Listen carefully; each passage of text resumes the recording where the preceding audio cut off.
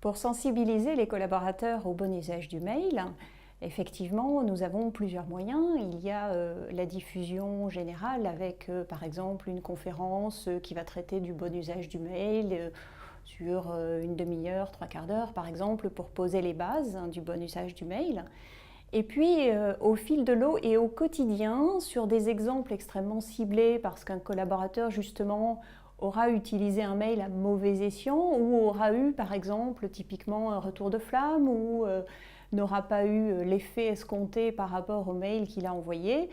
C'est vraiment le bon moment pour faire de la pédagogie et pour expliquer comment le mail aurait dû être rédigé pour être beaucoup plus efficace et pour ne pas risquer soit de tomber aux oubliettes, soit à l'inverse, d'avoir des effets néfastes et des effets retours qui n'étaient surtout pas souhaités par le collaborateur.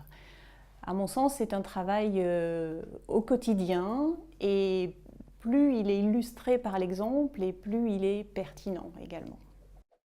Toujours privilégier la prévention aux démarches correctrices difficiles à mettre en œuvre.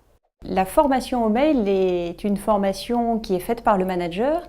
C'est d'autant plus vrai que les jeunes générations et les jeunes embauchés arrivent en entreprise avec un usage du mail qui n'est pas forcément celui de l'entreprise.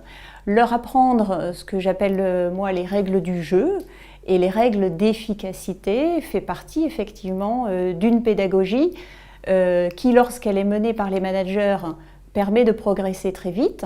Si elle n'est pas menée par les managers, les collaborateurs apprennent quand même, mais dans ce cas-là, vont apprendre un peu plus lentement et vont apprendre à leurs dépens, mais apprendront quand même finalement à utiliser le mail avec les bonnes pratiques. L'éducation au risque du numérique devient un enjeu majeur de la société connectée. Donc, en fait, beaucoup d'entreprises mettent en place des formations pour indiquer aux gens comment utiliser le mail de manière technique. Mais le véritable problème n'est pas là. En fait, la gestion du mail correct est une question managériale et n'est pas une question de technologie. Car le problème vient essentiellement des pratiques dans l'utilisation du mail. Ce que les entreprises devraient faire et ce que les utilisateurs devraient savoir, c'est mettre en place des codes de conduite ou des gouvernances du mail. Le plus gros problème pour un utilisateur professionnel en ce qui concerne le mail, ce n'est pas le spam publicitaire qui vient d'une source inconnue, parce que tous les filtres d'entreprise et la plupart des filtres du réseau permettent de filtrer ces mails-là. Ce qui est difficile, c'est de gérer ce qu'on appelle le spam amical. Il est très difficile de mettre un filtre pour ne pas recevoir de mails de son supérieur hiérarchique, de ses collègues, d'un client.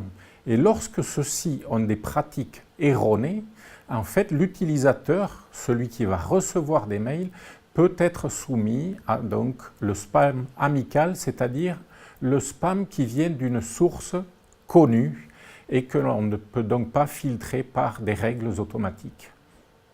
Au-delà de la simple problématique de la volumétrie du nombre de mails reçus, l'importance d'accompagner les managers et le top management en particulier au traitement des mails, c'est aussi leur faire prendre conscience des risques associés aux mails. Au niveau de l'accès à la technologie, je pense que dans le milieu professionnel, on se heurte à certaines contraintes, des spécifications. Une entreprise ne peut pas se mettre à jour aussi souvent que nous, on peut le faire dans notre vie personnelle, au niveau de l'accès aux technologies, donc par exemple pour les softwares, pour les mises à jour, etc.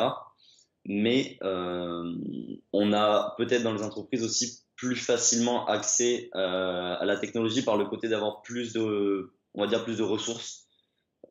Tout dépend bien sûr des entreprises, mais pour travailler dans le milieu de la recherche et du développement, on a accès aussi à des technologies qu'on pourrait jamais avoir de manière personnelle.